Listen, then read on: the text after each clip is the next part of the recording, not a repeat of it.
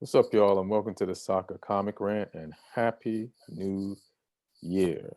And we're going to be talking about a bunch of things, including Southampton being the new Newcastle with the Serbian money just flowing. Who are they going to buy? Newcastle? Who knows? Man United losing to Wolves and depressing me as the new year comes right in. And Chelsea, Liverpool draw, Man City running away from it. And when the hell is the next Premier League game going to be? I mean, they just fed us games constantly. And then I look at the calendar, and the Premier League is gone from it. So we'll get into all that. Thank you for producer Aaron Brungardt for putting this together every week. And I'm here with one of the usual suspects. What's up, Lee? Hudson, stand-up comic from England and Southampton fan. And what's going on, man? Happy New Year. Happy New Year. Yeah, it's a pleasure as always. Yeah, I'm good. My team's been bought. It's an interesting day.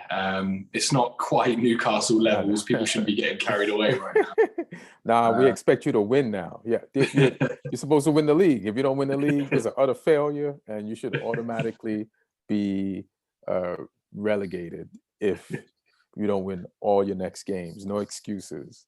Well, this guy's paid even less money than the last guy paid for us 3 years ago. So, oh shit! But no, I'm confident. Like the people involved in the deal fill me with confidence. I don't know too much about the Serbian money man who's behind it all, but the Danish guys involved. One of them was the sporting director at Brentford for the last 7 years. Was behind a lot of their sort of data-driven sort of what's the word philosophy. So yeah, I'm confident that it's going to be a step in the right direction, but we ain't going to be near the top of the table anytime soon.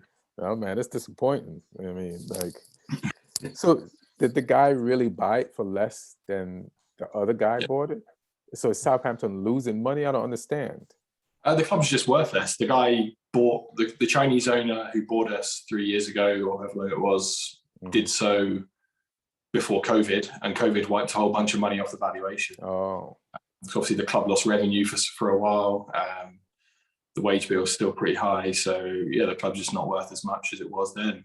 He'd been trying to sell for a while, but the bids had been sort of not at the level that they wanted, and then this one was, he decided to cut and run. So we should all just pitch in and try to buy a team now. Then this is instead of trying to buy real estate, which the prices of that is going up. Let's get a team since the prices are down.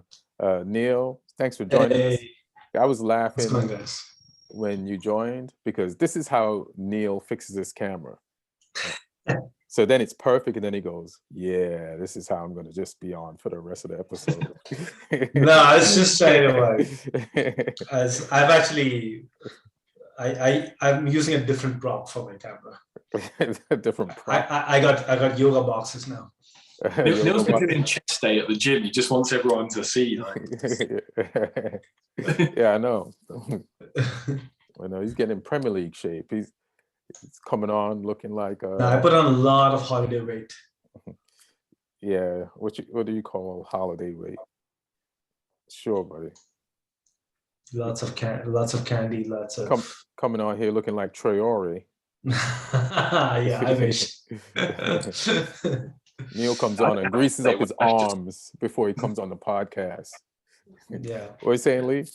Holiday weight's just my normal weight. My diet is That's hilarious. Yeah, that's funny. Yeah, you can't wait for everybody to just get to your weight over the holidays. So you can just I feel good over holidays. Yeah.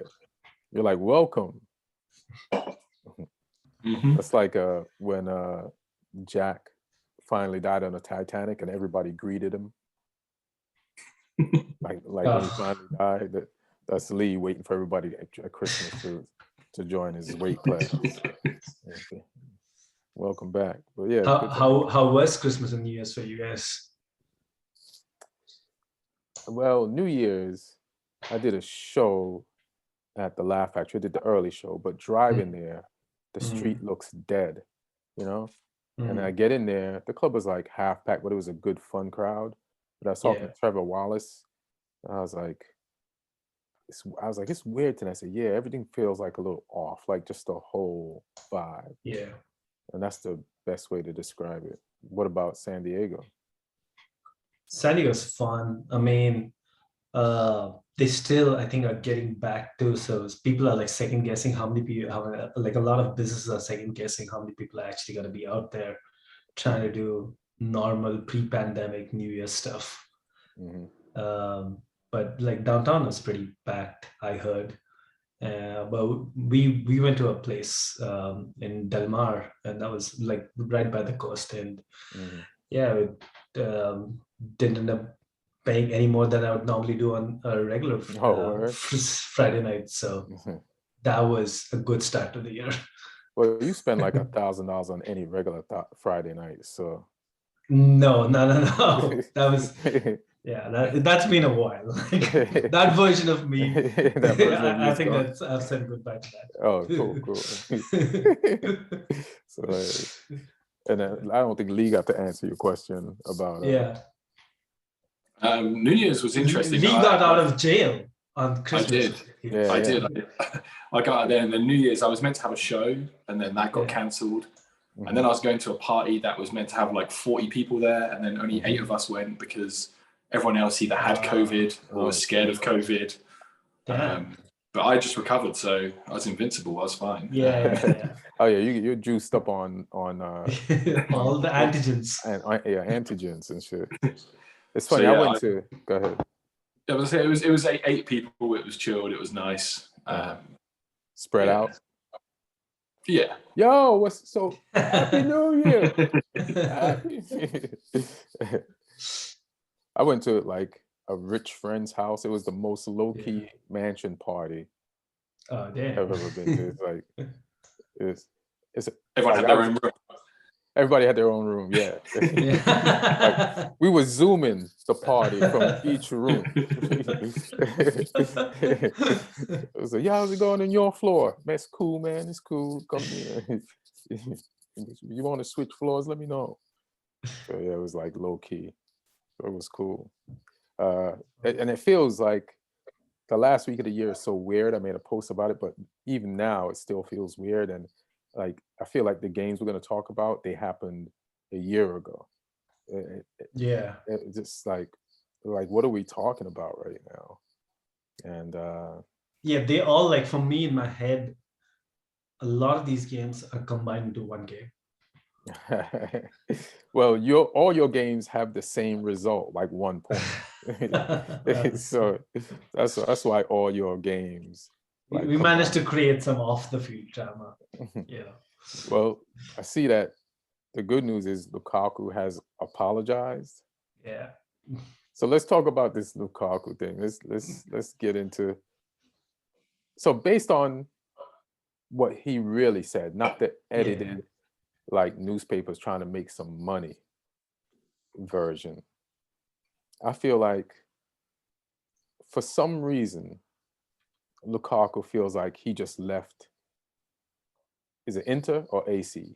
Inter high and dry. Meanwhile, Inter sold him. They were looking to sell him. Like, they were in money trouble, but he felt like he had some type of, like, he left those fans, but they sold him. And there's like, he's trying to get over his guilt. Leaving. That is basically what this was. Over apologize at creating trouble with his new team. And then everything else besides that, like, because you don't talk about trying to go back to a team like when you're with a team. You just don't.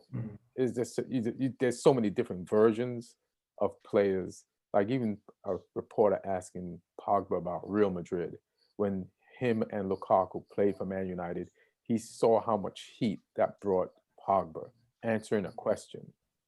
So it's like, what are you doing? Number one. And did he think that because it's in Italian that nobody would be able to translate it? And like just I think chill. if you see, look at Lukaku's career, right? Like he has been a little bit of an emotional guy, and he's been the kind of guy, like I remember Mourinho did this interview once that he wants to be loved. And sometimes I feel like when you're making decisions, he's a smart guy. Like if you look at the way he plays and the way he's make choices in his career, he has made a lot of smart choices at the time. But I think when you're emotional about things like love and respect, Lukaku, for what he has achieved in the game, doesn't get the amount of respect some other players get with that kind of a resume. So I think he's always trying to. So sometimes when you make decisions based on that, you can go wrong. Like your decision making isn't as precise as somebody else. And if you see what he was to Inter, they built like statues and they're murals of him. Because he won them. He and Conte pretty much. He was the MVP last season. They got them the league after. So he was an emotional fan favorite at Inter. He's probably Inter's only player that the white fans don't call a racial slur. That's how much. Yeah. And Lukaku, if you want to be loved, shut up and just play. But then he left. He didn't have any plans of leaving. That part of what he said in the interview is true. Right. So, and everybody knows that. And during the World Cup, the Euros, he gave interviews saying that he's happy, he's settled, he's spoken to Inzaghi, who was coming in as a new coach. So it wasn't that Conte is left. So he loved, because he was so much of a Conte player, that he's now going to want to leave. Right. So it was a financial decision. The bid did come in at a pretty high price from Chelsea, and Chelsea is one of the few places that he would consider going, even though he must have probably felt that the Chelsea ship for him has sailed. How often does it happen that the same club, your paths intersect with the same club thrice in your career? I can tell you a few times it happened at United, but go ahead. But 3 times, like I know with Pogba it's happened twice, but 3 times that opportunity coming it's pretty rare. So I think he took that opportunity, but it happened in a very abrupt, hasty way. In fact, the announcement that his Chelsea announcement happened before he could say goodbye, even through social media, to Inter fans. So I think he's always felt like he had a void in the way. He left them high and dry and stuff. But there's a reason why you never contact your ex. And especially don't contact your ex when you're emotional. The ex is pretty emotional and can be crazy. So there's no good, like even if you have the best of intentions, there's not a lot of good that can come out of it. So even though I think in a spectrum of Chelsea fans who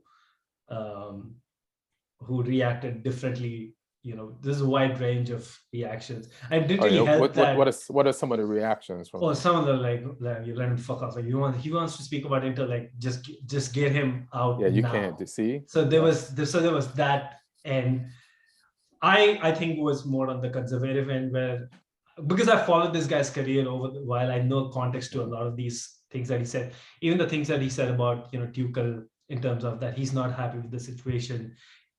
So Lukaku, we play a little differently with Lukaku than we play without Lukaku. We so far have. I know you actually score with Lukaku.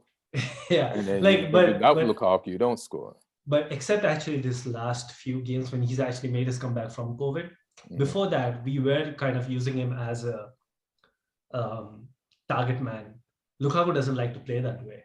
That's one of the problems he had with Jose using him at United. But he learned that at Inter. Like I saw an interview where he said he finally accepted that at Inter, and that's how he thrived. But no, he did that. So he's multidimensional. He can run behind the ball, right. And he can run with. So if you see his record at Inter, he's got a ton of assists. So you don't do that being a target man.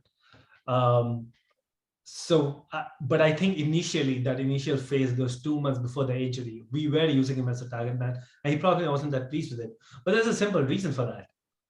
Using a number 9 as a target man is one of the easiest ways you can get somebody on the pitch without having a lot of time on the training pitch. Because if you notice, we got him without a preseason. He actually came in after the season had begun. So the entire the system that Tuchel is trying to put in hasn't had a lot of time on the training pitch with Lukaku. I guess the plan was that as time progresses, you keep having more time, more players like Reece James and Ben Chilwell were not playing initially with Lukaku. So I think that was a shortcut, but it was the idea was to progress from there, to use Lukaku more as the all-round player that he is. So how do you know this and Lukaku don't know this? Lukaku knows this too, because the problem is it's so convoluted. Shut up, Lukaku. So he made these calls, he made these statements when he's just about coming back from injury. We've already seen since then that the change has already happened. It's just that it's released, the comments got released now. He wants Conte to change back. The comments are out of sync with the reality with where he is in his Chelsea career right now. But you always leave yourself. That's why you don't speak. You don't speak because you don't want people to have that. You don't want to leave yourself exposed to that kind of talk. So even though I don't really think in the totality of things that he said, he's really overstepped a lot. Right. But just by speaking, you've overstepped, because now you've created a circus, you've created drama, and the team doesn't need drama at this point. Yeah, you know how sensitive footballers and interviews are. Like, you've been in the game, Lukaku. Yeah. You should know better. You just should know better. Like, you could say, I love everybody, and they can turn it into, he said he loves hating everyone. So yeah. It just don't do it. Lee, I was gonna ask you something, but shit, I forgot. Do you think Conte? I mean, I keep saying Conte because that was his old coach. You think Tuchel should have not put him in the squad for that game against Liverpool? I think it would have been easier to do like the whole apology thing first, and then still have him involved for such a crucial game. Right. Especially against a team that, just of that level, like you need him there to try and fight against those Liverpool centre backs. Mm-hmm. In a game like that, he just gives the team a different dimension. You saw that in the Villa game. Obviously, he scored a goal against Brighton as well and stuff like that. But yeah, it's an interesting one. I think he could have given that interview better. I know some of it's been sort of sensationalized, but he could have worded some of it better. I don't know if he was just blurting out and he could have worded it. It looked like he was trying to practice his Italian because he hadn't been practicing it. So it's like, let me just say this in Italian. I think simple things like he said, just the fact that he said, I am not happy with the situation. If he had just said the situation is not ideal, that would have taken the sting out of it. The moment he used not happy, Lukaku is unhappy with. In fact, the fact that he said, I'm not happy with the situation, but it's normal. Yeah. That part, even now, ESPN, Sky Sports, they removed that part. I see when they're clipping up parts of what Lukaku said, they even after the entire video has come out, they don't add that. Journalists are hilarious. Jesus, they're so funny. Like, it's like there is enough news. You don't have to edit statements.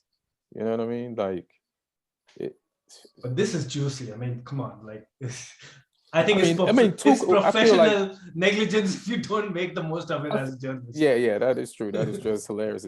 I feel like, and then Tuchel helped them by only accepting the journalistic version of this whole thing. No, I think Tuchel said, to Lee's point, that do the apology first and then see. I think it was just a timing thing. There just wasn't enough time. The game was Sunday, and Tuchel said that on Friday he thought he can control it. But the nature of the interview was such that they released a bunch of quotes on Friday and then another bunch on Saturday. So on Friday he felt like, this can be controlled, the noise can be controlled. But then there's another bunch of stuff coming out on Saturday, and then it's just too much. Maybe he's like, what's going to come out on Sunday? Let me not make him play. You know what's going to come out on Sunday? Because late Saturday is when the full interview came out. Right. I mean, but if you watch the interview, Tuchel's like a pretty logical dude. And when you watch when I watch the interview, I see what's up. We all see what's up, and it's like, but yeah, he didn't let him play. He's like, I just don't want to deal with it. I spoke to the team, spoke to some of the senior members. He felt like we just don't want that noise. Like, imagine Lukaku. I feel like he was taking like a play out of the Arteta football coaching book. It's like, let's see if we can pull off an Arsenal here and galvanize everybody together and drop our Aubameyang and see what happens. Yeah. Although I think like by dropping him, he just created more noise around the situation. Like everything before the game was Lukaku. But I think it that would have still been prevalent anyway. But I think they could have drawn a line under it more by playing him, going, this interview was 3 weeks old. Some of it's been taken out of context. We're going to speak to him, but right now he's scored in his last however many games. Right. He's committed to doing a job for this football club. That's it.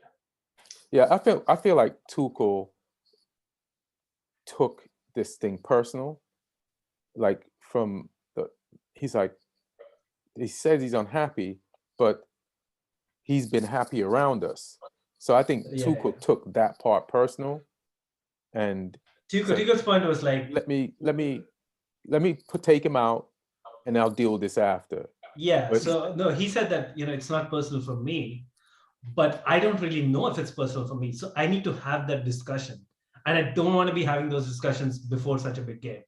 So Monday we'll meet, we'll talk it out, and then we'll take it from there. You know what that's like? So that's like you and your wife are going to the opera, and there's a argument brewing, and you say, we'll deal with this after the opera. You know what's going to happen at the opera? You're going to have a horrible time. You got to have that conversation before the night at the opera. But luckily in this case, he has more than just one wife. So he actually got to get on with the game. He also had to think about the group, right? He took a side chick to the opera. No, but he had to think about the group too. Like, you don't want the team to be feeling the pressure of it's already a big game. You're up against it in the title challenge. You don't want to add this. Imagine Lukaku warming up. There might have been boos. I can guarantee you, like, without this apology and all of this, coming out of the face manner, you're playing at Stamford Bridge, there could have been boos. You don't want that kind of. You're also protecting Lukaku in a way, taking him out of the firing line immediately. Like, when it's so raw, you're just taking him out of the firing line, and you just do it. Don't wait too much. Like, I would agree with you if this was like, if this had continued till tomorrow, another game. But I think just for that one game to take the sting out of everything and just get on with the game, it helped the fact that the team, I think, put on a pretty good performance. Attacking wise, we might have missed a little bit of cutting edge, but the performance, like the heart, some of the things that fans like to see, it showed that, and the crowd was great during the game. Overall, like, the health of the club really kind of took a boost from the last 2 days where everything was there was a lot of chaos. So you're saying Lukaku should give more interviews? No. Just to help. just boost the morale around there. And this is something else he did. I don't know who's to blame for this, but he texted Tim Howard saying, I can't talk about it. And this guy is a snake, right? Tim Howard, he goes on to NBC and reveals the fact that Lukaku is saying that, the situation's hot. I can't talk right now. There's a Monday meeting. Like, what are you doing? Tim is trying to prove his value at NBC. He saw what they did to Kyle Martino. He just disappeared. He's like, is he dead? Is he in the trunk of a car? Is he buried somewhere in a landfill? How does a guy who's on a show on NBC football, Premier League, disappear after 2 years?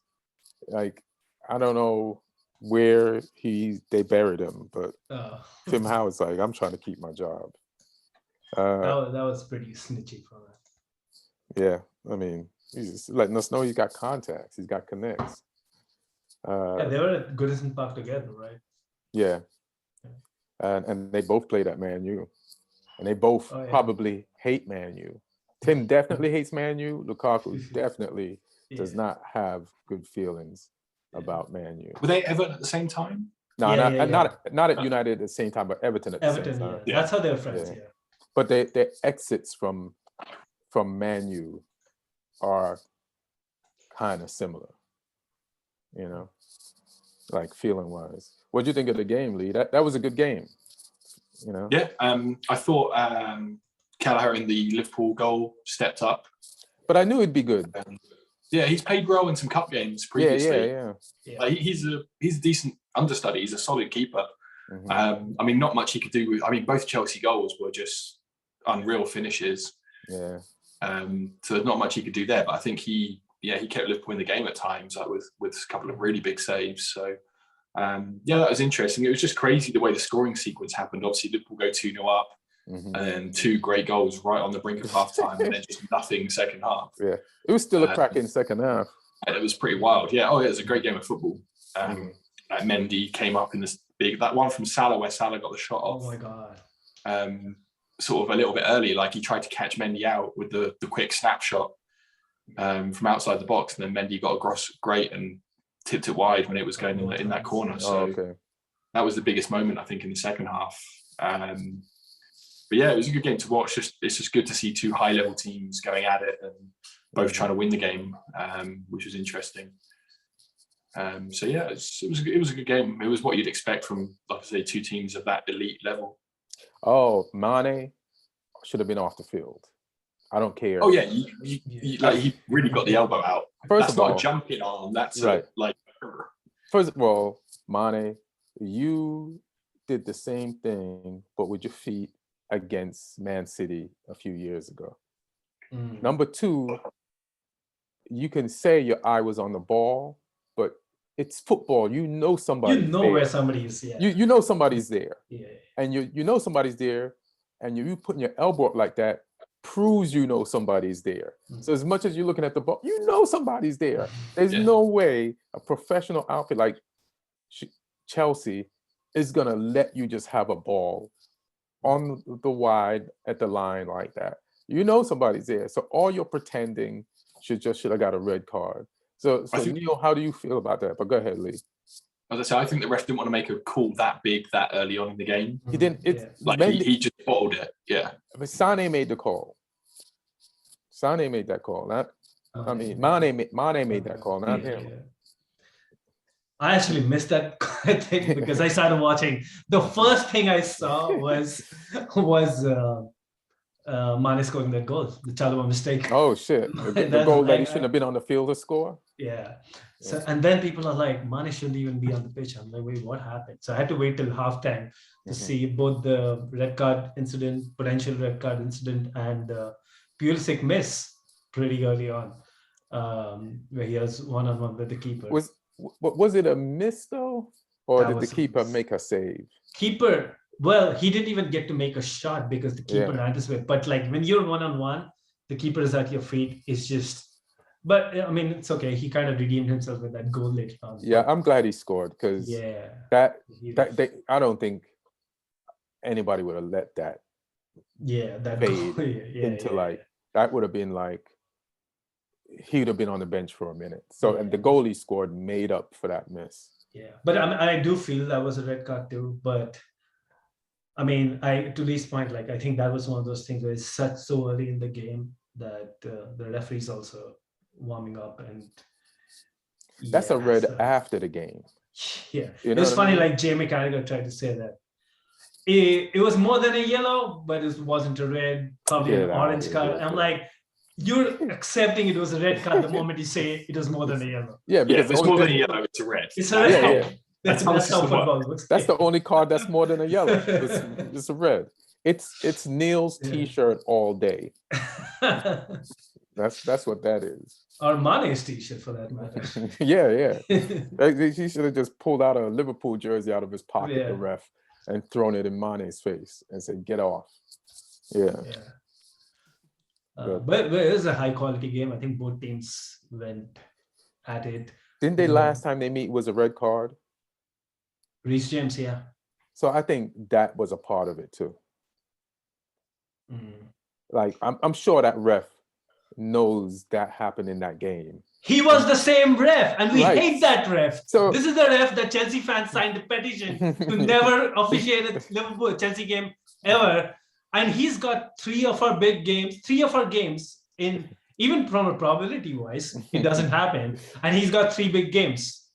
Send me that petition. I'll sign it because that Anthony Taylor. Yeah. So that probably carried over because Klopp and Tuchel complained about that red, even though it was to the advantage of Tuchel. He kind of Liverpool. Right? Reece James got the red card. Reece James got the red. Double Tuchel complained, but even Klopp was like, "I don't like to see stuff like." So it was weird that I don't know if it's a German thing or just a appreciation for like we wanted to see what we could do against our full squads, and then how the game turned out with Chelsea like hunkering down and playing defensively, and the game was it 1-1, but 1-1. Yeah, so and it's almost like the ref got the blame for Reece James' handball, and it's like then now he's like, all right, let me not make a call, which he should have obviously made. He should have made both those calls. But Conte Kovacic again, they had an amazing game, and I think there's a little bit of you can now see where this Liverpool team needs to have that evolution.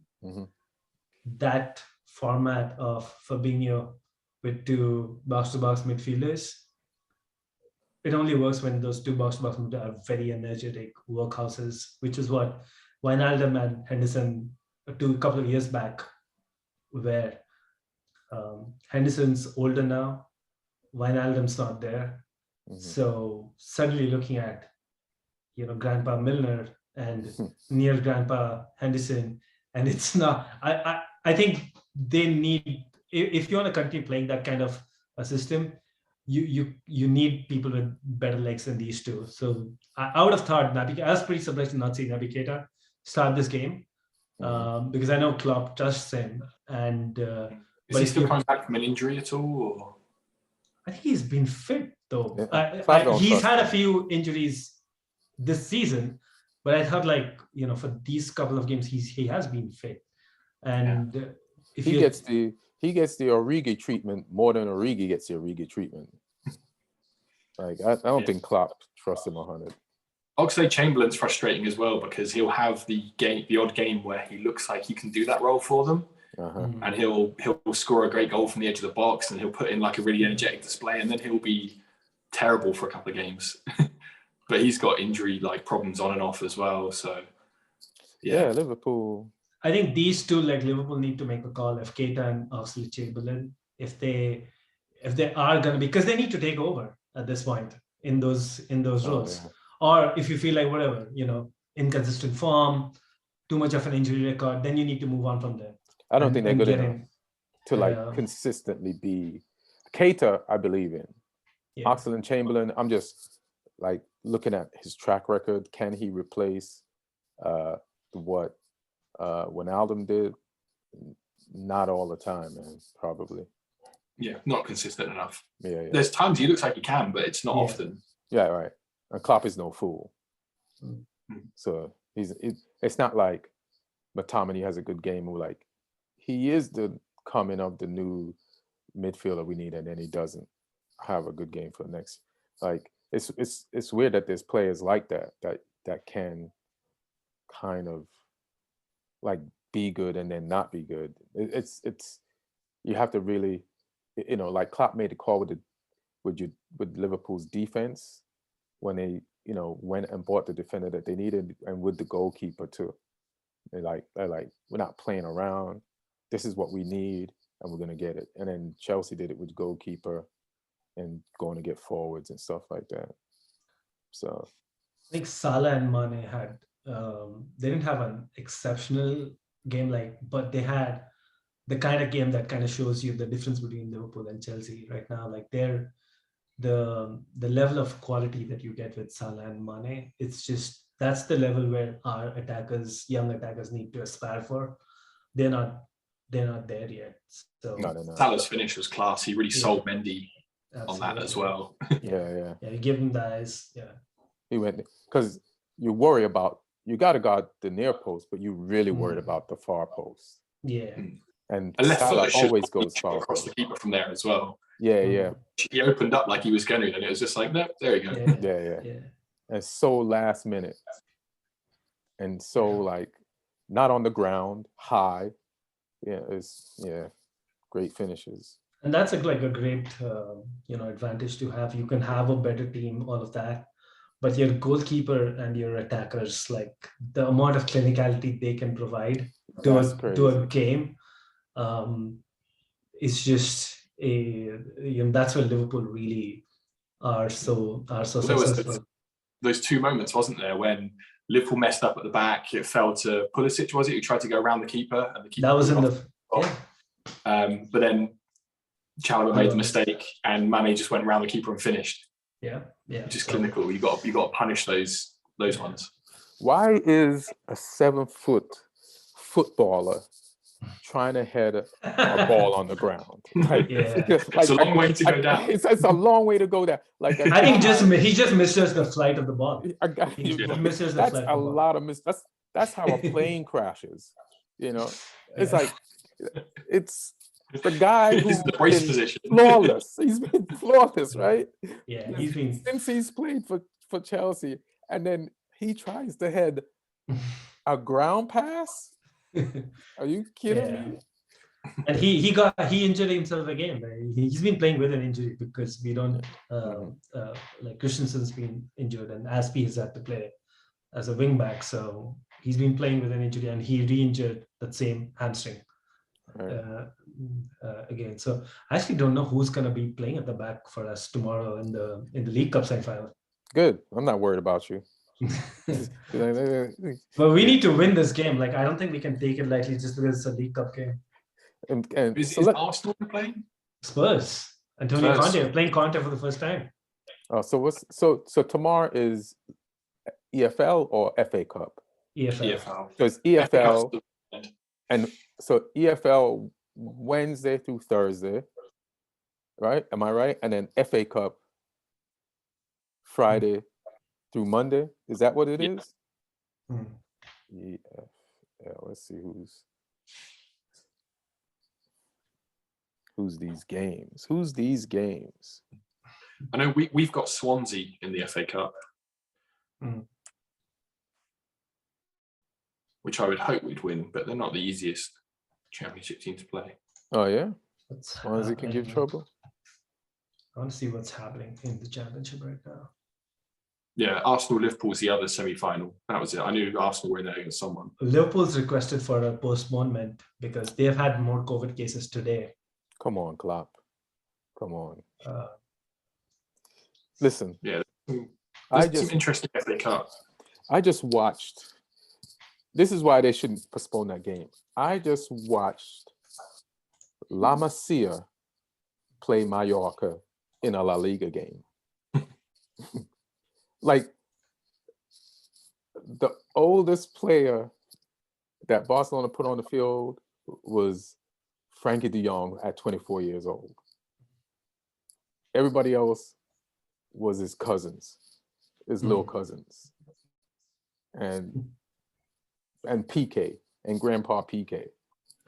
And so, come on, Liverpool. I mean, aren't the players you're going to play are the players you're playing this competition anyway, right? It's not your main team. Yeah.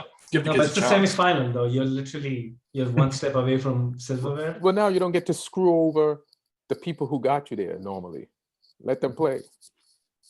Also, it's EFL Cup. Like, as far as silverware goes, it's only one above the Community Shield. So that is true. But like in a season where other silverware is not looking likely, because I think the league is done now. I don't know any fans who go, okay, we didn't win anything else, but we won the EFL Cup, so we'll let him off. Like, no fans think like that. Like, the EFL Cup is great if you're a club outside the top 6 or the top 8 and you manage to win it. Like Swansea won it one year, Birmingham won it one year, and for those clubs it's great. But I don't think Man U fans or Chelsea fans or Man City fans or Liverpool fans or even Arsenal fans really remember the wins of that trophy like fondly. You know, no, you don't. But like, it kind of helps taking the sting away from a bad season. Yeah, you know what you use the EFL Cup for? It's like, a comforter. It's a you know what it's for? Consolation when you get into an argument with a fan from the bottom, from that's not in the top 6, and they say you didn't win the league, they say we won the EFL Cup. You throw in their face something that they should have won that they didn't. Especially if you see the Final Four lineup: Liverpool, Arsenal, Spurs, Chelsea, all top 6 teams. Big 6 teams. Yeah. So if you win a semi-final and a final, that kind of like, it just helps in the narrative of your team, your squad, your manager doing something for this season. At least you can rest people at the weekend though, because you're playing Chesterfield in the FA Cup. That is true. I thought that was next midweek. You don't need to play any centre backs in that game. That was next week. I really hope we play the whole of that guy team. Play Werner that game. See if he can score some goals. Like, give him a chance of like getting on the score sheet. Like Chesterfield, you could even go back to a back 4 for that game, and it would be fine. With Alonso as a left back, you could play Alonso left back in that game. Cool. Oh my God, Alonso! This game was center back. Frustrating. I feel bad for Alonso right now. Why? Because now he has to play every week, and he's struggling. Like, you can see every time, and this is a big problem Tuchel has. That back 3 only works if your wing backs are able to go up and down. Both Alonso and Azpilicueta, they are too slow to do that. I'm not going to feel sorry for you. No, I'm not feeling sorry. This is because Tuchel's played his own part in this. Tuchel's played his own part in that he got rid of, he and the club, whoever, got rid of Livramento. And and it's like, we're trying to get a left back right now, but it's still not clear who we are going to get in the window. And we've known this issue for a while. You should have beat Newcastle to Trippier.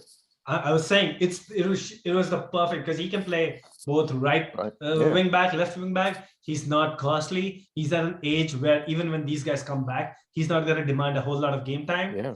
He would have been perfect. I don't know why we didn't have our eyes on him.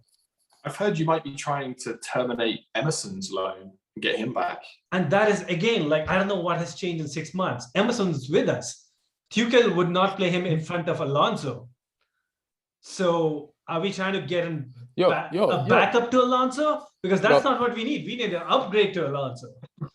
I like Emerson though. I think you guys underrated him. He proved his point. Like he won the Euro. No, that's all fine. But my point is, like, Tuchel, I as a fan can say anything. Tuchel himself did not value this guy above Alonso. So what are we doing? What has changed in 6 months? Has he? I mean, to be fair, I haven't been injuries. Injuries have changed in 6 months. No, but Alonso is still there. So are you saying he's getting something who will be a backup to Alonso? I want somebody who's better than Alonso. But Alonso, listen, you're giving Alonso the Willian treatment. Like, he's better than you say he is. I mean, he's slow. He can't do what is needed for the system. We need somebody who's more dynamic. The thing is, you can't really go out and buy like a world-class replacement though, because you will get Chilwell back. And then what do you do? Yeah, I think if you've got Emerson back on, back, you can keep him for a few months and then Chilwell's back. No, but what I'm saying is, Trippier, for example, would have been a competent option. Luca Digne, who I think we're looking at. Don't get Luca Digne. I think he would be a competent option. Nah. Dest can play both sides. Exactly. So these would all be competent options in my book. Is Barca really selling Dest? I'd be surprised if they did. They don't want him. Apparently Really? he's not in Xavi's like future plans. Right. And also, we got to stop thinking about Ben Chilwell for a while. He's got an ACL injury. We don't know what sort of timeline that is. We don't know at what level he's going to be coming back. we might even have to start thinking about getting a starting level left wing back, because I've heard like year. differing things, like they've been like stalling on what type of treatment to give him with it. No, he finally had the surgery, so that's where. Oh, because I saw they were like, do we have surgery? Do we not have surgery? Yeah, he did have the surgery last week, so. So. I mean, okay, I guess the other thing we could get into is I want to talk about United, the game, but there's a bunch of things I want to talk about. The Spurs, Conte, and that last minute fucking win when I was rooting. Who were they playing? I was rooting for Watford.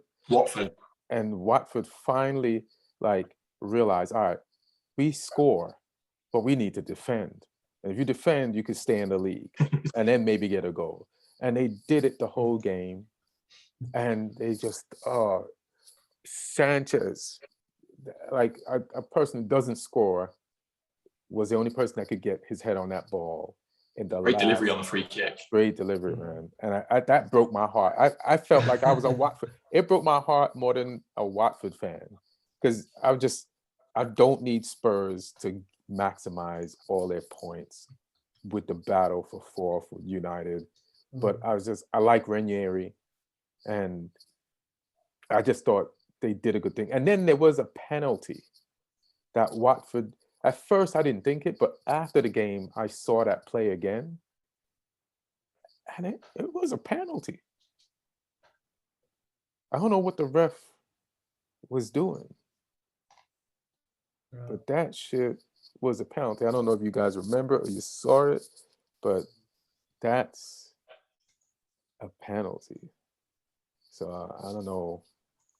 But Conte is like, he's doing what I want Rangnick to do. First of all, he's rotating the squad.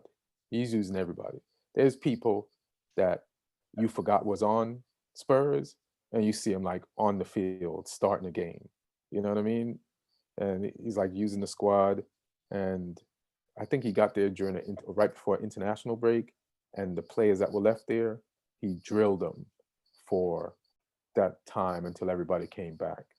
And which is a good thing. For if you're new at coaching at a team, you need the reps as the new coach to coach the other guys when they come back. And you know, the people that he coached that didn't go on an international break, they now play. You know what I mean? Like the players seem to have picked up his system pretty quickly. Yeah. And there's certain players who it really suits as well. Like I think Emerson Royale and Regulion both look really good as wing backs in that system. Like they're both contributing like at both ends of the pitch really well. The defenders he's got look good in the back three. Like I think we said one of the other weeks, like he's turned players that look like complete duds under Nuno Mourinho into solid Premier League players, and they seem to work better in the back three than they ever did in the back four. So the way it's going for them, like Højbjerg's playing really consistent in the middle for them as well, like really driving the team. Kane's actually, we've said before, Kane's looking like a number 9 now.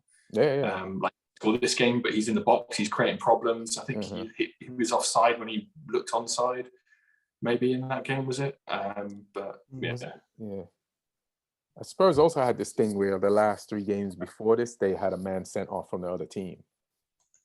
It was 2 games or 3 games, and then they had it against us. I know that much. Yeah, against you, and this I think the game before or the game after at least, but at least 2 games, maybe 3. But they're getting the results. But so the thing with United is weird. Like I'm one of the few fans that don't think the loss to Wolves was bad. Like if you see Wolves play, they're gonna give anybody a game. And if you look at their squad, like it used to be just look out for Traore, but that squad is solid all over. Like I always rated Podence from the first moment I ever saw him. The first moment I ever saw Podence, I was like, where the fuck did they get that from? How come we didn't know about him? And Trincao looked good as well. Yeah, Trincao, I seen him. I can't even believe Wolves got him. Like, I've seen this kid play for Barca. I think he still is the property of Barca. Semedo, Yeah, he'll be going back next season, sure. Yeah. So, and then bringing off the bench, Fabio Silva. They didn't even play the Asian guy. He's good. It's and just their commitment level. And they got Traore, and it's just people. Man United fans are so disrespectful, they hurt themselves. Like, we should win that. We should win. No, this team, every game that Wolves has lost this year, they could have won or got a point from it.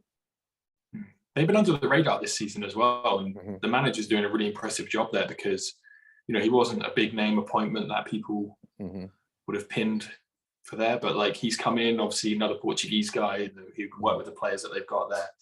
I think it was a really smart appointment. I wasn't sure how it was going to go beforehand, but they've been proven right. And, people are judging Wolves on Wolves at the beginning of the season, but they had a new coach, put in a new system, and now that shit is clicking. And they were difficult when the system was new. Now it's like it's rolling, and they could have beat. They gave Man City a game, but was homeboy? Was it Neves? This wasn't Neves. It was the Jimenez messed up. Was it against City when he got the red? Yeah, I think City needed a penalty to win that game. Right. So I think Liverpool needed a last-minute winner by. Wasn't it? Yeah. I think it was Origi.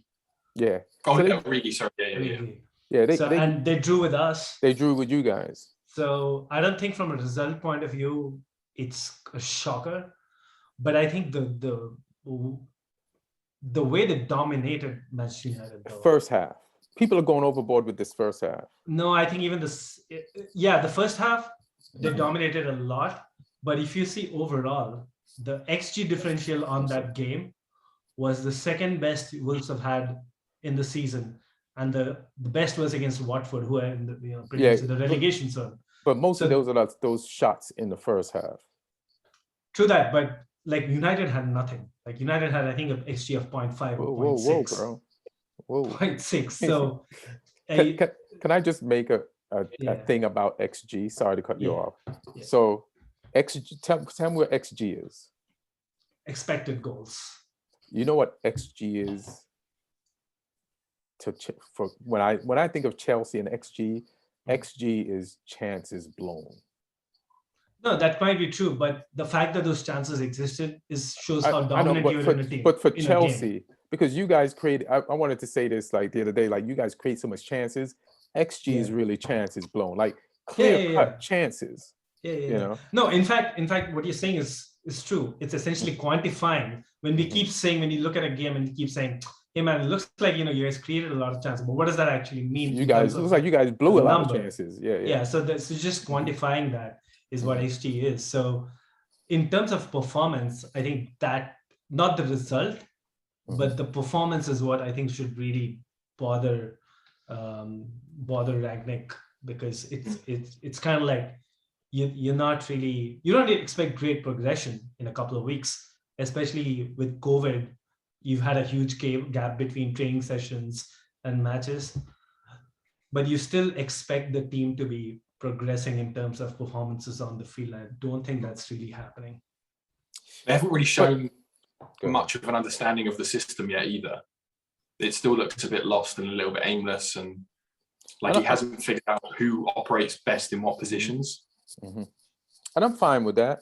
He got to a team in the middle. Here's the issue. So, first of all, this has to be the most Portuguese game in the history of the Premiership. Like, with the players on both sides. Like, Wolves comes in with a full complement of Portuguese players. We have one of the greatest Portuguese players, or the greatest Portuguese player of all time besides Eusebio, and Dalot's not that good. So Dalot's not that good.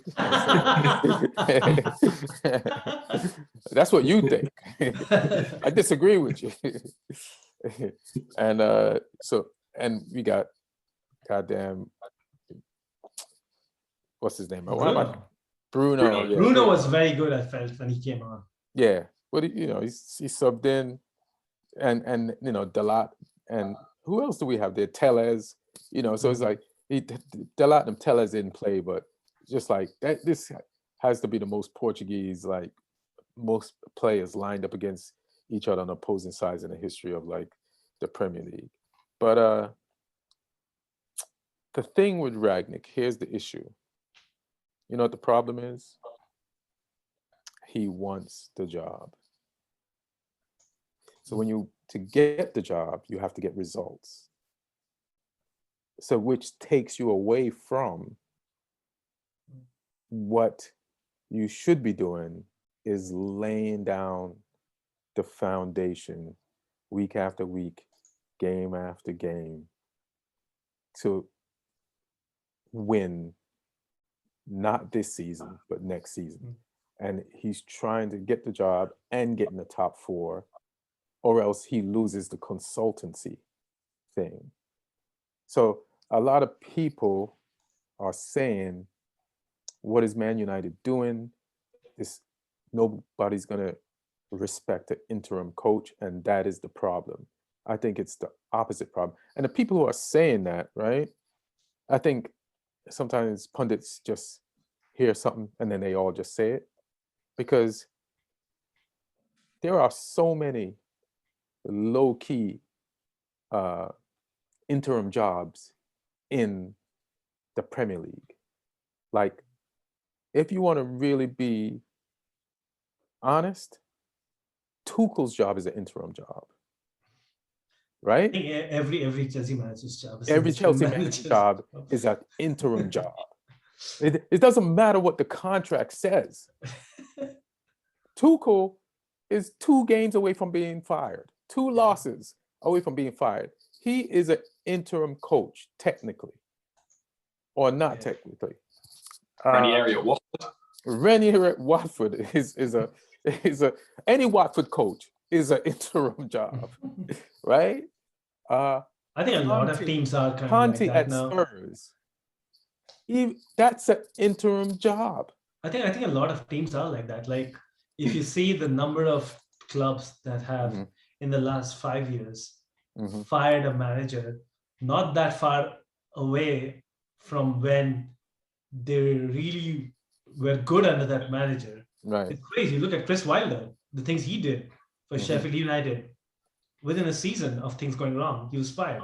Right. Dean Smith at Aston Villa. I mean, Daniel Farke, although he got them down, but then he got them back up again. He didn't last till Christmas. So who are the most long-serving at the moment? I think like Dyche, Pep. No, Pep. I think it's Klopp. No, it's Klopp. I think. And Klopp as well. Because Klopp came half a season. He came mid-season. He came half a season before Pep. But even Liverpool, when they fired Brendan Rodgers, he was just a season and a half removed from being second, from their greatest ever Premier League. At the time, their greatest ever Premier League run, because they came within 2 points of the title. So clubs, everybody is on. Everybody's an interim job. So pundits who say the problem with Manchester United is because the players are not going to respect the coach because he only has a 6-month job. Most jobs in the Premier League, the players are playing for an interim coach. It's just doesn't written that way. But every job is interim. Like, Tuchel is closer to being fired than coaches at the bottom at the goddamn table. Tuchel could be out of here in 6 months. The season could be over, and Tuchel could be gone. Yeah, if you don't reach top 4, right? And the players know that for some reason. Yeah, and we know that, and the players know that. So this is an interim job. So it's like, whatever, pundits. But I think you need a lot of credit in the bank. Like Klopp, I think, has that at Liverpool. Arteta almost got fired after winning the FA Cup. After Arsenal ain't won shit in a minute. Yeah. It's just that him and Edu had a plan, and Edu had the balls to like hold on to him. But yeah. And also, you can't fire Rangnick. Because he has to fire. Rangnick has to fire Rangnick. Because he has another job in the same company already signed on. How are you gonna fire the guy? He's hiring the new man. He's gonna be Jay Leno at the show. Like, he's gonna be hanging around in the lobby after getting it. Like, Conan's gonna be doing his monologue and Jay Leno's just hanging around. Yeah. You can't fire the guy. He's supposed to fire himself. He can't fire him. Yeah. So good luck with that. He's the guy in charge of making the next appointment. Yeah. So I feel like I like him. I like what he says. He's straightforward and he's honest. And I feel like when Klopp got to Liverpool, there's a lot of ways to look at this. You can say Tuchel just got there in a few months and won the Champions League, and you can say Conte's doing good. But you also can look at it and say that Klopp had to rebuild Liverpool. And I know we have better players than Klopp had when he got to Liverpool, but yeah. But I also think that there's some type of like a drive and character missing from our players. Either that or we overspend on players that we thought. I think in terms of media narrative, that is something that's going to be held against Rangnick if this continues, because the whole Tuchel, again, German coach, same philosophy, similar kind of level of squad that they've arrived at mid-season. The fact that Tuchel did what he did is gonna be, but there's a big difference. Yeah. But Tuchel what's did the big not difference? really. So if you look at what happened in the Lampard with the whole sacking, it was a month of bad form. It was terrible form, but we're top of the table just before that. Right. So it wasn't a team that was absolutely, and also Tuchel's style, the whole pressing, that energetic style. We already had some of those fundamentals in place under Lampard, and I think if Tuchel had to take over from Sarri, which is I'm not criticizing style, but it's a very different style to what Tuchel was. I think Lampard was kind of a bridge in bringing together a athletic, energetic, pressing style. He couldn't nail it down completely, which is why it didn't work eventually. But the fundamentals were in place, and that kind of helped the short ramp up for Tuchel. Ole's style is absolutely different to Rangnick's style. Yeah. So he's kind of having to start from scratch, build that kind of those movements, those muscle memories for players and stuff, and that's gonna take time. But my problem is there's an article in the Athletic today that Man United had today off and they're gonna have tomorrow off, and I'm like, why? We need to be on the pitch. Like, I think if United had appointed, I think both these appointments are good. I think Rangnick is a good appointment. But if you wanted a short ramp up time, the option should have been Antonio Conte. Right. Because even though he doesn't have all the pieces, at least the style of play wouldn't have been completely alien to the team. Okay. Yeah. I feel that now, and then you get Rangnick or somebody else. But Rangnick might do things that will set you up for sustained success in the long run. And since he's there, I'm down with him. And I want to ride with him. It's like, you made this plan. Because now, you know how many times I hear we fired Moyes too early? So if we say we think we fired Moyes too early, you ain't going to fire Rangnick, a much more lauded coach, early. You keep him and let this plan, let's see where this plan is going. But the media will be looking for shit, and if they just going at him, what he's going to say. Going back to the days off thing, I think that's sensible in a way, because you've had this crazy fixture period over the holidays, and now you don't play until Monday night, I think, against Villa. Right. And that's what, FA Cup? Yeah. On Monday. So you've got, if you give them a couple of days off, let everyone get fresh again, and then once they come back to the training ground, they'll be paying attention. If you just keep battering them in the middle of this run, they're not going to learn. They're not going to take it in. They're just going to get them in there, Lee. Get them in there. Ian wants these training sessions to be live streamed on YouTube. Yeah.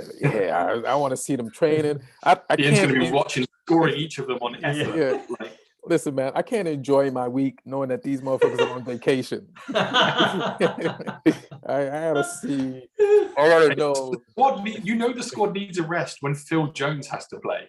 Let's do a whole segment. He did okay though. He did okay. Let's do he did okay. But do you know the whole reason why Phil Jones was retired? Because besides his injury, was the last game against Wolves when he had the ball and Troy Ori just bumped him and he just went down and Troy took the ball. I think he scored. Troy either scored or passed it to someone who scored. But I was like, this is weird. This is deja vu. You know what I mean? Like, this guy started, and the crowd supported him. So it was that was great. But Phil Jones, something I thought I'd never see before. I saw the lineup because I saw the game after the game. So I knew I wasn't going to see the game live. So I said, let me check the lineup before I, because I'm not going to be able to see the game. And I saw Phil Jones. I was like, imagine waiting 2 hours to see what happened with Phil Jones. You know what I mean? Yeah, this is like being told there's a new Tupac album dropping or something. You're like, oh shit. Yeah. It's crazy. Well, I would go for a different choice of artist. Yeah. I mean, we all would. Tupac's never coming back after what you just said, Lee. I mean, comparing him to like that level to Phil Jones. I thought Phil Jones was never coming back. So now I believe if Phil Jones came back, Tupac can come back. Yeah, this is like when you buy a house and you start like, oh, the previous owner left something in the attic. This might be of some use. I call anything. He didn't do much worse than Maguire, and they paid 85 million for Maguire. Yeah. That's another thing. That's another thing with now. A lot of pundits have just started saying Maguire shouldn't be captain. Something that we've discussed so many times, so many times long ago, And it's like, yeah. And then the Donny thing, you gotta play Donny, man. It's like this, for him not to play in any of these games, it's just mind-boggling. Yeah, I mean, Rangnick's really not read the room in terms of how to win favor with the United fans, because he's still going with McFred. And I think that's the thing that riles up United fans the most, that this loyalty to McTominay and Fred, which they thought was going to go away with. Yeah. I mean, I think, so I'm listening to the United stand. My thing, and I think I said this, is like, he had a 3-hour conversation with Ollie after Ollie left. Rangnick did. And I think Ollie kind of poisoned him and misled him a little bit, because that is the only explanation I have for why, See, we did say he shouldn't have done that exit interview. And then Carrick, that was when he was hanging around. He should have did the exit interview, but Rangnick was in the same room doing his interview, his welcome interview. Doing his welcome interview. In between. As a matter of fact, they shot each other's interview. But yeah, maybe the coaches that remained are also kind of like, nah, use McTominay. I'm not saying McTominay can't have a good game, but it's not. Nobody's doing that much better that Bailly can't play in place of Maguire and McTominay can't play in place of Fred or McTominay or Matic. Like nobody's, and then even if I'm mature enough that if Van der Beek plays and makes a mistake, I know that the players that he replaced all have made huge mistakes. Yeah. And we've forgotten about them and let them learn from those mistakes. So that's what we need to do with Van der Beek. And interesting to see what sort of side he puts out in the FA Cup game. Yeah. I hope it's not like a whole fresh squad. I don't think it'll be a complete rotation, but like no more of that. Like don't put Van der Beek on the pitch with like people who haven't played either. You know what I mean? That doesn't give him a chance, you know, to play either. You know, put him on with, you know, players that have a chance to win the game, so that he can, you know, you need the support of good starters to have a good game. Yeah. You know, so yeah. But yeah, there's a few things wrong, but I stand with Rangnick. Also, transfer window coming up. We're going to see the first signs of, you know, what Rangnick has in plan in terms of what sort of recruitment he wants to do. They're not going to do anything. I mean, imagine if it's a bad business in January, like it's desperate business, isn't it? Like the summer's when the main business happens. But it is desperate times for United. They are not sure of making top four. So if he feels and his you know, he has something to do, something to achieve, he has only 6 months in his term. Yeah. This is the only transfer window he has. That's why they should practice tomorrow. That's what I'm saying. It depends what's available in January, though, and whether or not it's better than what you already have. That's the main thing. It's not just buying someone for the sake of buying someone. Right. So are they better than what is actually there? Is it better than those who aren't playing? Like, you know, are they better than Van der Beek? That's the thing. Yeah, you can't buy somebody and you haven't tried to stretch I think if you're having to play Phil Jones and you're having to continue with McFred, there is somebody out there that can be better. I mean, they could definitely buy a holding midfielder, but you're not going to get a Declan Rice in January. It's just not going to happen. There's rumors that they're going to go all in for him. If you're going to get him in the summer, just get him in January. And you'll hurt West Ham, and they won't sell now. Yeah, they won't. They probably won't sell. But, yeah, because he'll still be as valuable in the summer, or even more valuable. Yeah, they want to finish the season with him. Yeah. But we'll see. But Phil Jones is only really playing because of COVID and stuff. I know. Like the centre backs will be back soon. Yeah.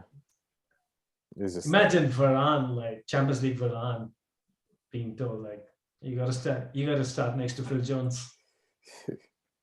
I mean, Varane has played like Phil Jones on a few occasions. He needs to get it together. So I don't know. He's like, he can't be too insulted. He had a good game. I think he had a good game. It's just that you know that you know, they got that shot off. What do you guys think of Man City? Was it Man City, Arsenal? City ground it out. They did it the hard way. Arsenal looked good again in that game. Gabriel's stupid though. Stupid way to get sent off. There's 3 Gabriels on the pitch from Brazil in one game. 3 Brazilian Gabriels. Like Arsenal had 2 of them, and Man City had 1, and there was a Gabriel on Gabriel crime. that got him the second yellow. Yeah, but that was just silly. But I mean, even then, Arsenal still looked okay. Like Martinelli looked decent for them. He was lively. Saka obviously looked good. Like there's a different energy around them right now. Yeah, and it was interesting to see them push City that hard, but City just, you got to do something special to beat them right now. Yeah, I know. They employed like voodoo. They weren't doing anything out there. They looked like a bottom of the table team versus Arsenal. Arsenal really brought their A game. I'm disappointed in the Arsenal fans. Like, I did not hear them for most of the game. I felt they could have pitched in more. I felt like they were so nervous and so tense they couldn't like help their team. Like, I thought they were louder than normal, which isn't hard. Right.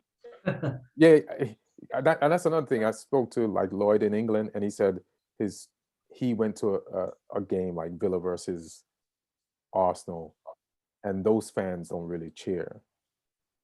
It's like they're the type of fans they are.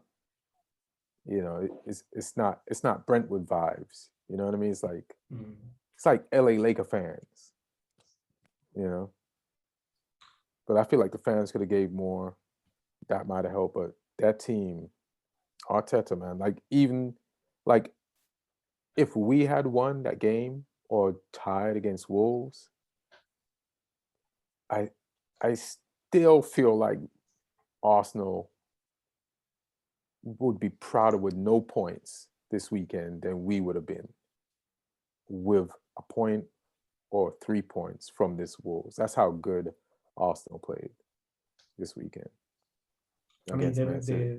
I think it's just the luck wasn't in their favor. I mean, I think they should have had a penalty.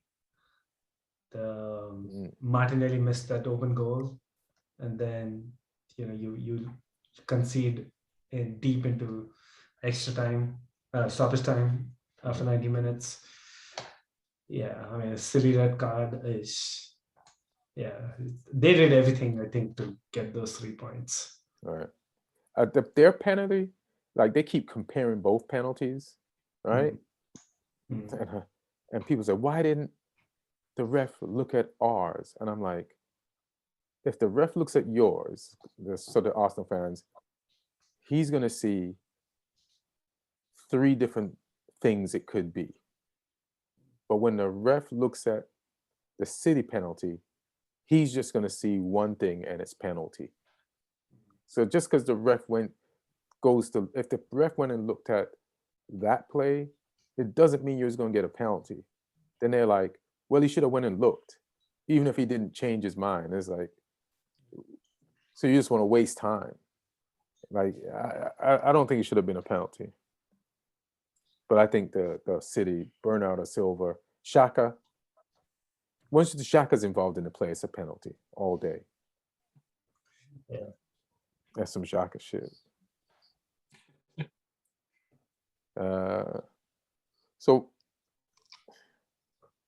So these League Cup games, who is it? It's Arsenal, Liverpool, and Chelsea, Spurs. Damn. Chelsea. And it's a two-legged, back-to-back weeks. It's two-legged semi-finals. They're back to that format after a couple of years of having single, just a straight knockout game. I'm trying to see it on this thing. So you think you got the Spurs, or you? Nah. What's up?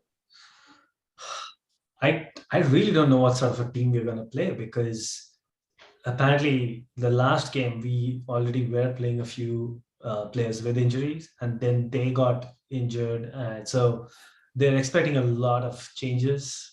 But whether that means playing academy guys or still rotating, I really don't know. Especially like with centre backs and wing backs, I don't know what we're going to do. Because you pulled some kids in for the Brentford game, didn't you? But they were attacking midfielders, I think. There were 2 attackers, Sun Sabel and Harvey Vale, and then 1 centre back / wing back, Xavier Simmons. So you know how you say you don't know what Chelsea is going to do? Yeah, I know exactly what Conte is going to do. He's sued you guys. He is playing everybody. Yeah. If you're a starter and you got COVID, you're playing. He's gonna try to beat Chelsea. Yeah. The thing, what's funny about Conte? Like in his interviews, he sounds like an Italian. You know how I used to wonder how Ranieri sounds like the actor from Life is Beautiful, like a sweet old man. Like Conte kind of has that. If he was older, he would sound like he's like he's almost like an Italian aunt voice, But this guy's vicious. So it's just so funny that this vicious ass man, this savage, sounds like that. And I know he's gonna come and try to get revenge. And this is gonna be. They've got Spurs have got Morecambe in the FA Cup on Sunday, whereas Chelsea play Saturday. So he doesn't. He can rest people against Morecambe. Yeah, if he's got everyone available, they'll play. Yeah, he's bringing a full keg, baby. Good luck, Neil. Also, this is going to be the first game of the Kepa era, because Mendy's gone now for a month and a half. So he played okay against Brentford in the last round. I think he's been good. Like this season, he's been good. He's got an 80% save percentage, but he's always been filling in. Now he's he's playing every game now. So you better be hoping. Who is it? Is Marcus. it Guinea or that Mendy plays for? No, Senegal. Senegal, yeah. You better be hoping they get knocked out. I think early. they might win. They might go all the way. I think they got the a best team team right now. as well, and people like that. Yeah, we know what team Neil is not rooting for in AFCON. No, man, I feel like Mendy doesn't get a lot of credit. So he's gone now. Go win it. I'm guessing most teams are hoping Egypt to go all the way as well. Yeah. Yeah, like Mendy, like Egypt versus Senegal in the final. Egypt versus Senegal. Oh my God, Klopp's gonna be tearing he's gonna get a double LASIK. Yeah, Mane was on the plane with the other Mendy. Yeah, no, was it the other Mendy? Yeah, it was Edward. Edward, yeah. I don't think the other Mendy is allowed to take a flight. Oh yeah. He would like to take flight. Yeah. Yeah. He's got a Fitbit on his ankle. Yeah. He's still in jail, right? Or did he get out? He might be on house arrest. I don't know. I don't know what the deal is with that. All right. I know he got charged with some extra shit as well. So shit. We'll see what happens when it goes to court, I guess. All right. And do you think this game is going to get called off on Thursday? Arsenal, Liverpool. You think Klopp is going to get? Well, the precedence in the League Cup has been, I think, Leyton Orient had to forfeit a game. Aston Villa had to play their kids. So unless they can, I don't know, like unless they'll have to like really go against the precedence if they want to. What cup was it where Liverpool played Villa's kids? That was the League Cup. So, hey man, you beat up a bunch of kids. Now it's time for your kids to get your ass whooped. Plus, you're playing kids anyway. Arsenal is all kids. So, fuck it. Just put them out there. Liverpool have got an easy game at the weekend as well. They got Shrewsbury on Sunday. Who are all these names? We get Villa. But I don't... These all the names you mentioned, they sound like desserts. Like Shrewsbury. What else did you say earlier? Like who? Spurs have got Morecambe. Chelsea have got Chesterfield. It sounds like a beautiful chocolate, exotic chocolate. Like who else? If you've been to Morecambe, that is not the case. That's hilarious. That's funny. Ain't nothing beautiful about it. There's nothing beautiful about it. Where is it? It's up in the northwest on the coast. On the coast? It's on the coast. Potential, buy some shitty property and then wait for the price to go up. No? What was that other part of England? Yeah, you were saying that it's badly a coast town, but it's absolute garbage. Yeah. Oh, was that the Barrow probably? Morecambe's not far. Barrow. Yeah. Yeah, Morecambe's in the same part of the world. It's fucking bleak. Oh man. So yeah. Morecambe's badge is just a shrimp as well. Because what? Oh yeah, that's right. Just a shrimp. They're called the shrimps. Oh Jesus. Okay. All right. I remember that from last season because I think we played them. Or the season before that. Yeah. Yeah, those some easy ass draws. Jesus. Yeah. That goddamn that's some easy ass draws. And then FA Cup is just it's the first round, right? This is the first round of the FA Cup. I think only the third round, which is the first round for the Premier League. Yeah. Okay. Let me see. There's so many easier ties that Man United could have got instead of Villa. I know, and Villa beat us in the league this year. And there's one game which is Boreham Wood, who are a non-league team from the National League, are playing AFC Wimbledon, who are from like League One or League Two. Man City gets Swindon. And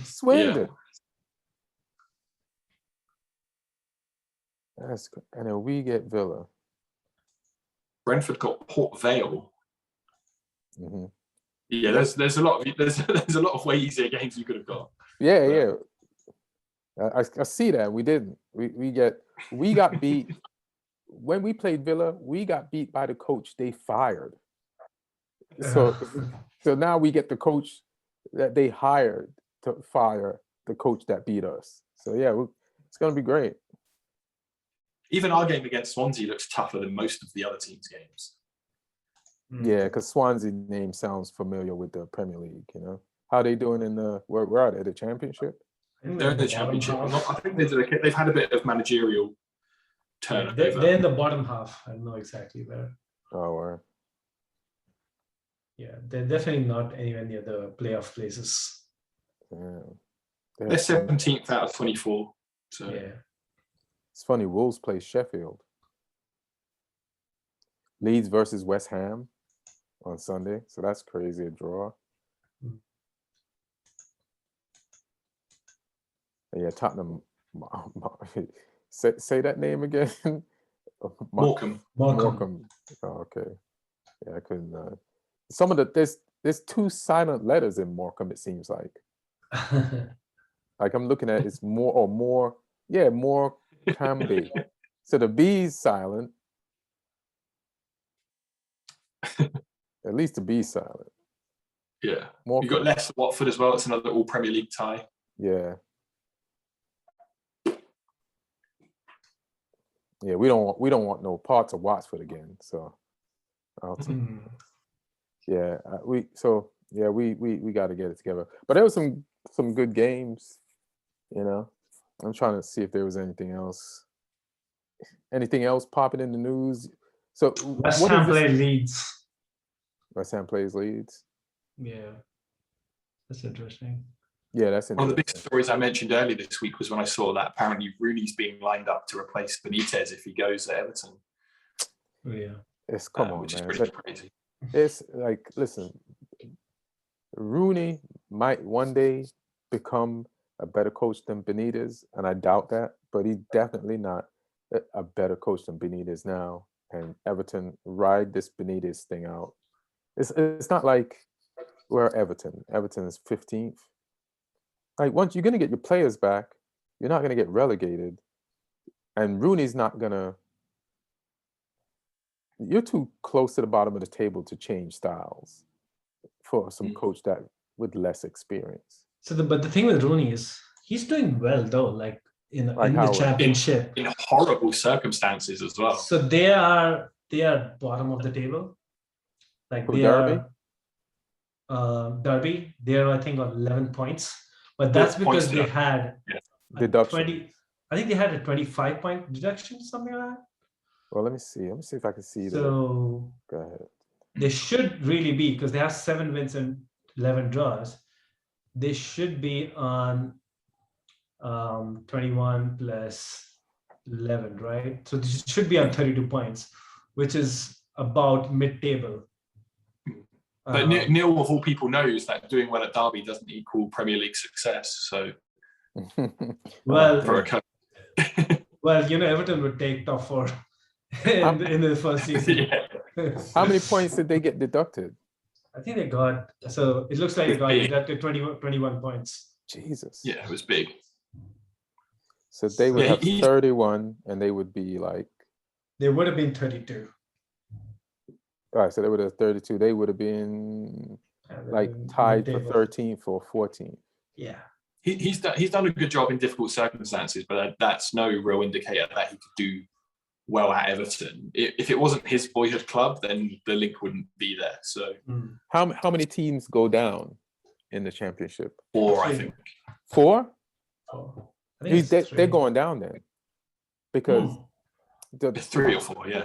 Yeah. So they're going down because there's no way out of this, because the team above them has 14, the team above that team has 19, and might Reading be wrong, has 22. So he's 11 points away from Reading, and Reading is going down or may go down. And I might be wrong, but I think that 21 points was a combination of 2 different punishments. So they had like I don't know, maybe like 10 or 15 point for one particular infringement, and then they had an additional number of points for something else they did wrong. So shit. it was a And double none of whammy. this was his fault. Yeah. This is like the owner who has now, I think, put the club up for sale or already sold the club. Yeah, it's 3 down. I just checked. Yeah. 3 down. So Mel Harris, I think, is his name, the guy who. And what did he do? Like, what was the mess up? They just spent beyond their means, and they had a lot of players on contracts and stuff. I think they tried to leverage it against a holding company or something, and some dodgy stadium naming stuff. All the stuff that Man City do in the Premier League would get away with, basically. Derby got caught out by. You know what's funny? I like how all the teams in the Premier League are against Newcastle now because of their new owners, and it's even Man City. Yeah, it's like Man City gets to join everybody.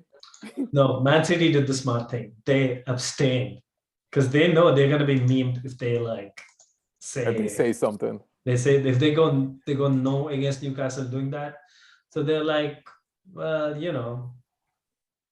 I know you guys have a point, but hey, we did that too, so we're just not saying anything. So hilarious.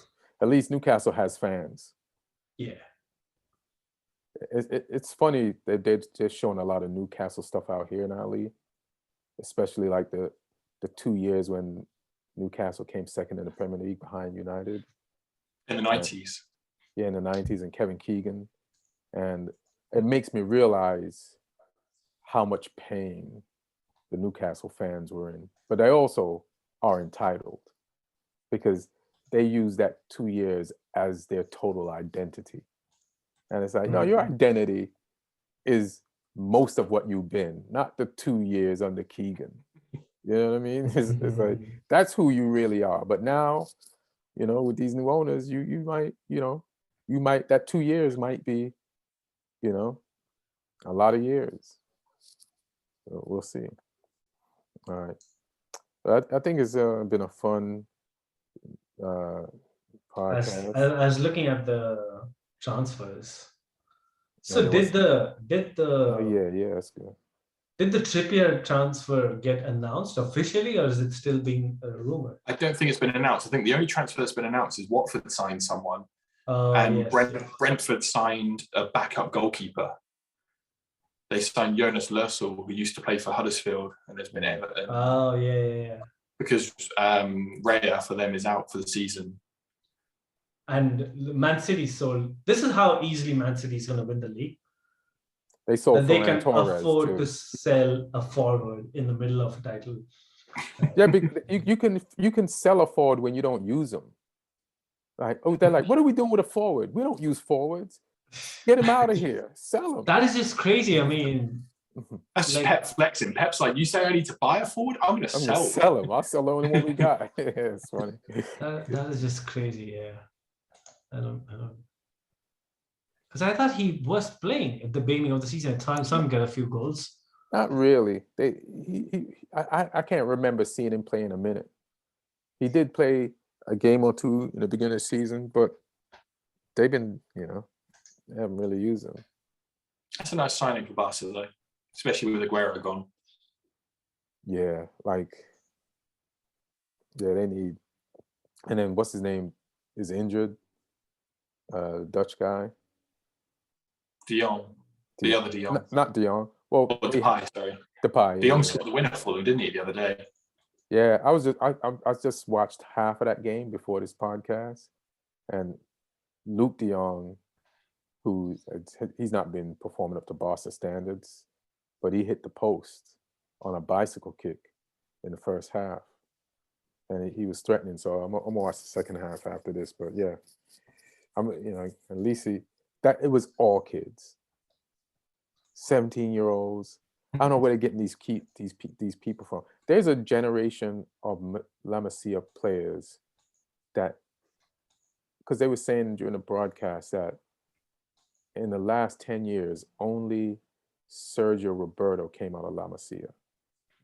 So now... Yeah, it went quiet for a spell. Obviously, Pep had the golden era of Xavi, Iniesta, Pedro, Busquets, PK. Well, they came back from United.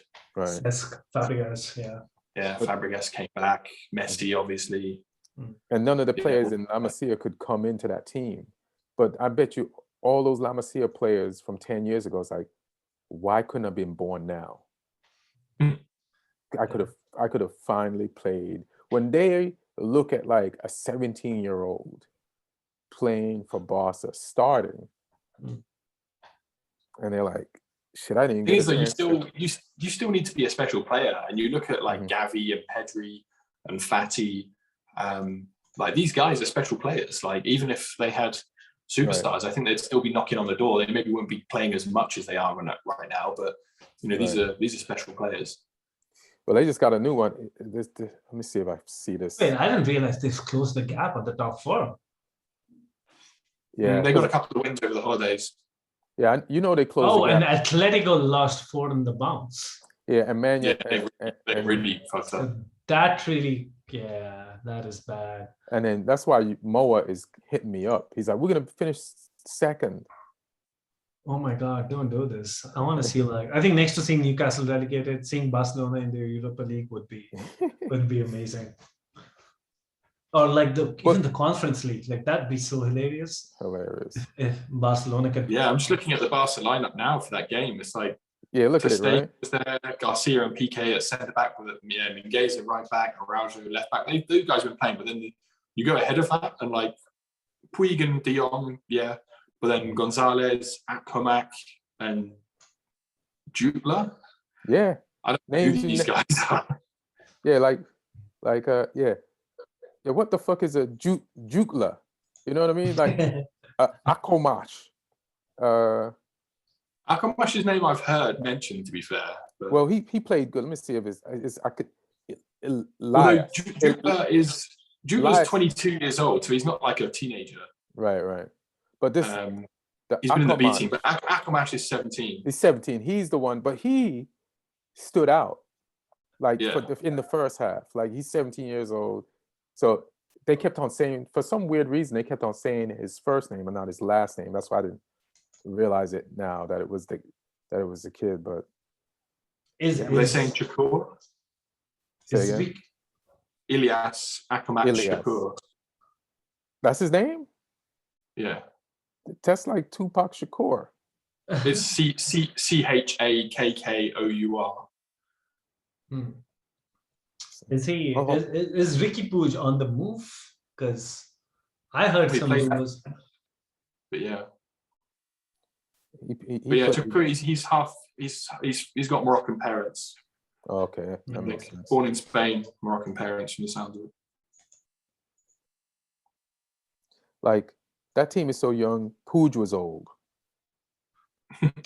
Like Nico Gonzalez is just turned 20 after the game. So you look at his thing, you're like, oh, at least he was 20. No, he turned 20 the day after the game, Nico Gonzalez. So he played that game at 19, started. Puig is 22. Araujo and Mingueza are 22 as well. Yeah, and he played out of position. No, Araujo played out of position. Araujo played left back. He's usually in the center. And they're using Garcia. Let's see their bench. Like, and Titi's on the bench. It's like, why not using Titi? Like, what's the deal? Other than Titi and Lenglet, that bench was children. Yeah. Let me click on some of these ages. 20-year-old kid. Okay, Miko. They had 2 goalkeepers on the bench. Hilarious.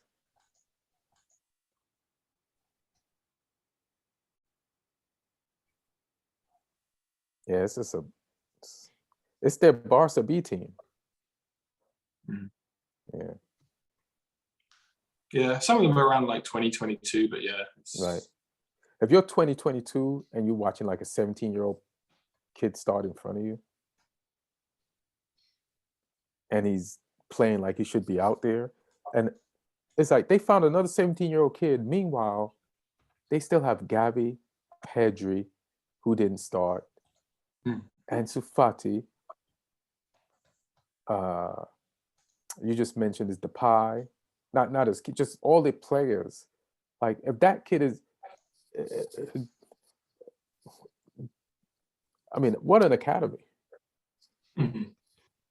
I think Xavi must be loving this as well because it means he can build Barca back with that Barca identity as well. Yeah, they're playing like that too. He can give all these kids a chance and see which of them can step up, which of them can't, and then give the ones who can more minutes, and then just figure out some new first team players out of that academy, which is, Pep, because Pep worked with a lot of the players that he called up at the B team.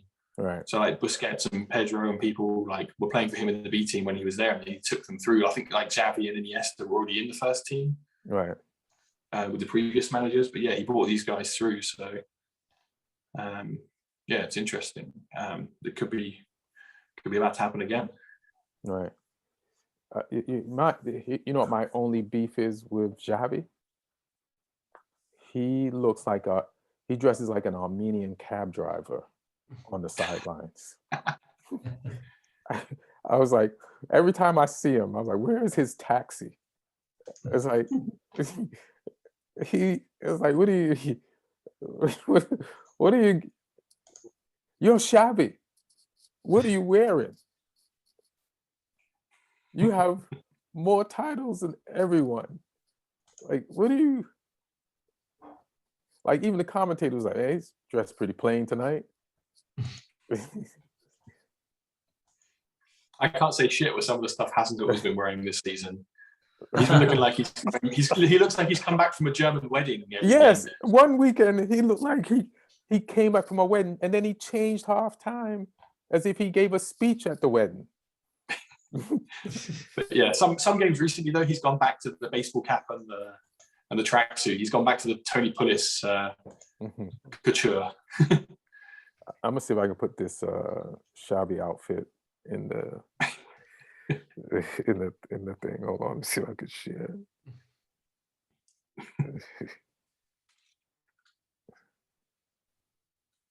I mean, that's not too bad. That's similar to like a pet outfit. Yeah, but the jeans and the I can't see the jeans. So. Most of the time, he dresses unfaithful. Like, like I'm gonna go to the club and get a side chick. Like, but not like. But not leave the house dressed like he's going to the club. Like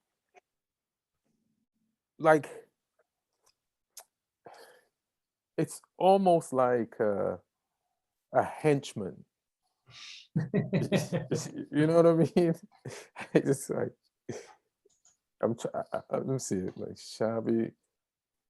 Let me see if I find it. I found some. If you Google image like touchline outfit, I think I see some of the ones you're talking about. And just touchline outfit, and then he comes up. No, touchline outfit is Xavi touchline outfit. Let me see. Okay, let's see. There's some of the jeans ones. Is there like if you put Xavi first? I can see some of the ones you're talking about. There's some dodgy jeans. If you go to the images, the jeans is dodgy. Yeah, there you go. Yeah, the jeans is dodgy. The jeans. But you're getting different ones to me. Oh shit!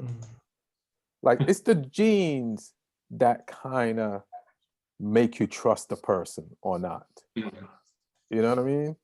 And his jeans, like, let me see. That's the one I was looking at. Yeah. Come on, man. Come on, Shabby. You are the one to the left of that as well. Barcelona, bro.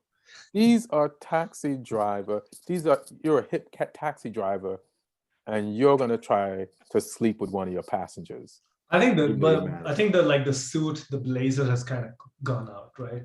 There's very few managers that are still doing it. You know what? Pep's wife, I think, makes some of his clothes. She has a clothing company. Oh, okay. So he tries to promote his wife's clothes by wearing them, but I don't know where Xavi's getting his clothes. Pep's wife. You look at Xavi's face here.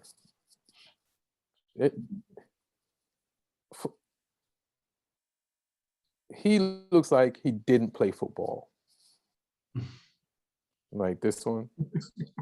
Like he looks like he didn't live a healthy as lifestyle as we know he did live. Yeah. I think a lot of footballers maybe that's the job. Get to that like after, when you've trained for like 20 years and suddenly you're not training, the impact of that on your body can be drastic. Yeah. It's probably like, let me just taste alcohol once.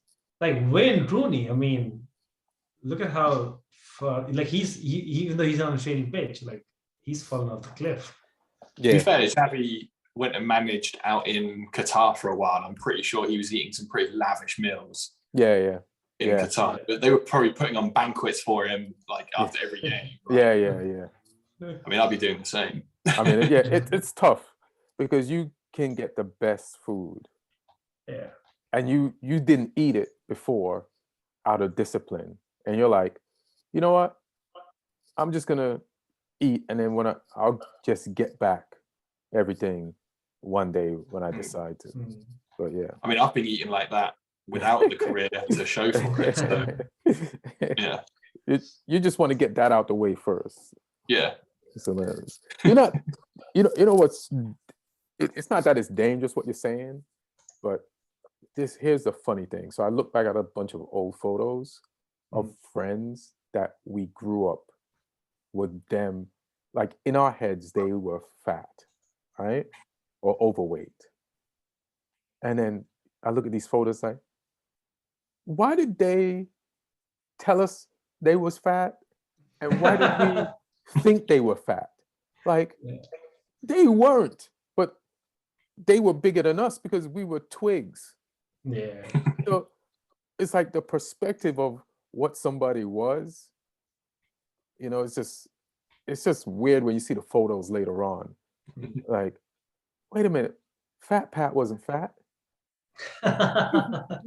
He was normal size. He just wasn't skinny. He's probably trying to tell you that for a while. Yeah, nobody listens. Shut up, Fat Pat. I'm not, but all right. Yeah, all right. Fuck it, we're all hanging out. You'll see someday. You'll see. You'll be speaking about this on a podcast someday. Yeah. It's hilarious. But yeah, guys, all right, we'll at least, so we have no Premier League, but we still got Premier League's team playing Premier League style games, so we're still good. England figured out a way how to not give players a break, and I'm with it. I don't want to be starved and shit. Any last words, guys, on this episode, the new year? No, just I'm excited to see what the new ownership brings. They said don't expect a revolution, so my expectations are low, but I'm feeling better than I did under the previous owners, so it's a step forward. All right. See, it's funny. It's like, so you think these Serbian owners are going to be better than the Chinese owners? It's the Danes that are involved that I'm more excited about. They're smart guys. The guy who was the Brentford sporting director, Rasmus Ankerson, is very intelligent. So yeah, I've got full faith they'll do a good job for us. Like, who knows? We might finish 2 places higher in the league now. Hilarious. That means less relegation heart attack every year. Like 2 weeks less. More absolute mediocrity in the middle of the table. Yeah. Like confident mediocrity, assured. Like, are we going to finish 11th or 13th? That's it. Confident mediocrity. I like that. That's what I'm going for. And they're picking up a good project. I mean, Southampton, I feel like every season there's something positive happening about it all the time. It's not like, picking up Newcastle where they're picking up scraps right now. So the guys who came from Brentford, the guy that does he only work with teams that are red and white stripes? Is I can only, I'm sorry, I'm leaving you for you. I mean, if he does, I'm not disappointed by that. So yeah. I'll take it. Take it. Lee, what do you think about Thomas Frank being in this next manager? If he comes in and hasn't I'll be happy with that.